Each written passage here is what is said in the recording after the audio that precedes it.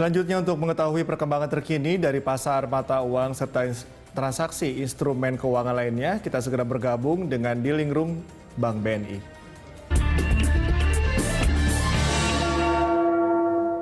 Kita telah terhubung dengan Treasury Research Analyst BNI, Pugu Andik. Selamat pagi, Mas Pugu. Ya, selamat pagi, Cikal. Oke, Mas Pugu, ini pada akhir pekan lalu nih rupiah cenderung menurun. Ini apa yang Anda lihat penyebab utamanya?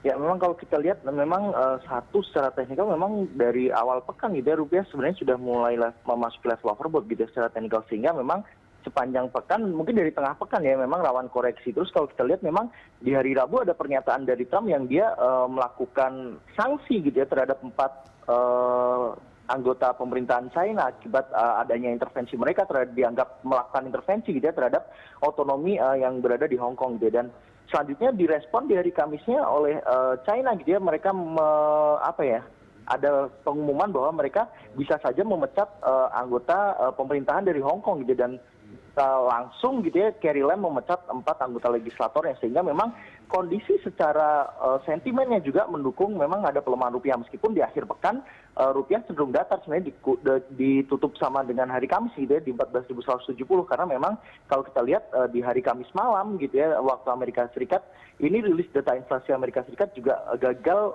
memenuhi ekspektasi pelaku pasar seperti itu. Oke, artinya dengan dinamika yang terjadi di Amerika, khususnya politik global, katakanlah seperti itu, Biden's effect ini sudah nggak terlalu berpengaruh sebagai sentimen positif begitu, Mas Pugu? Ya, mungkin kalau kita bicara Biden effect sebagai sentimen positif gitu ya, sebenarnya masih ada gitu ya efeknya, namun tertutup oleh sentimen dengan salah satunya Trump juga semalam juga kembali menyatakan bahwa dia akan agresif gitu ya terhadap China hingga akhir masa jabatannya gitu ya.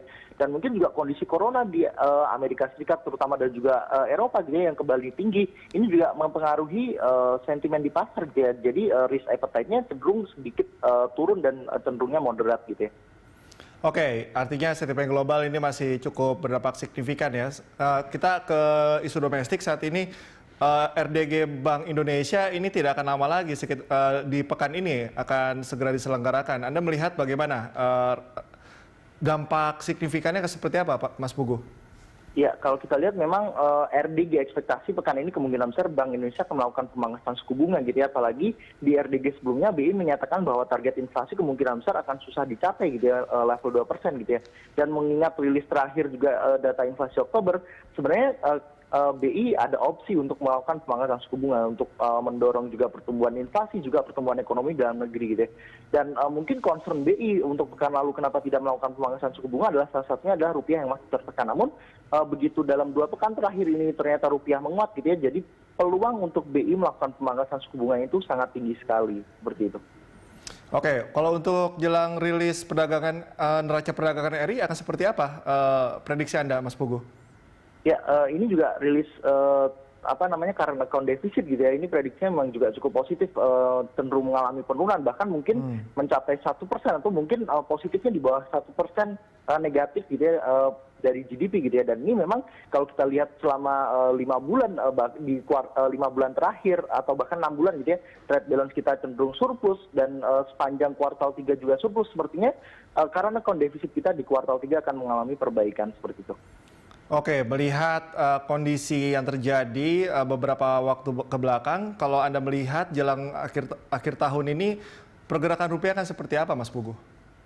Ya, mungkin untuk pergerakan rupiah sendiri memang masih cenderung akan positif ya. Perkembangan vaksin corona juga cukup positif gitu, dan di dalam negeri corona meskipun sempat akhir pekan lalu juga sempat membukukan rekor terburuknya, namun di kemarin hari Minggu ini juga cenderung mengalami penurunan gitu ya. Dan mungkin kalau kita lihat ada ini ya kemarin trade agreement atau trade block gitu ya di Asia Pasifik, di antaranya Indonesia masuk untuk 15 negara, 10 negara ASEAN, China, Korea, Jepang, dan Australia, serta New Zealand. Ini juga akan menjadikan rupiah ke depannya akan cenderung positif, karena memang sentimen di regional Asia dan juga kondisi corona di kawasan Asia ini juga cenderung cukup positif gitu ya. Sehingga kemungkinan besar rupiah masih akan cenderung stabil di antara 14.000 hingga 14.200 hingga akhir tahun nanti, seperti itu.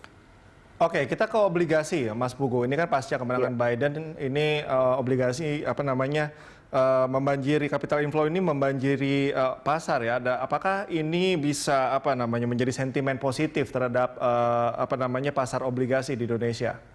Ya, memang kalau kita lihat Biden effect gitu ya, memang ada capital inflow gitu ya, hampir 10 triliun baik dari itu pasar saham maupun obligasi gitu ya, ditambahkan gitu ya, selama setelah kemenangan Biden gitu ya, bahkan di akhir Oktober juga sebenarnya sudah mulai ada capital inflow di mana ekspektasinya juga Biden menang gitu ya. Dan ini memang kalau kita lihat memang efeknya juga cukup positif terhadap rupiah, dan kalau kita lihat memang obligasi kita menguat dengan cukup signifikan kalau kita bandingkan gitu ya dengan bulan lalu, 1 bulan ke belakang gitu ya, 30 hari perdagangan gitu ya, memang obligasi kita juga cenderung menguat gitu ya, di mana untuk tenor 10 tahun sudah menguat sekitar 33 basis point, dan kedepannya mungkin kalau sentimen positif ini berlanjut, bukan tidak mungkin justru obligasi dalam negeri dan juga rupiah akan cenderung mengalami penguatan seperti itu.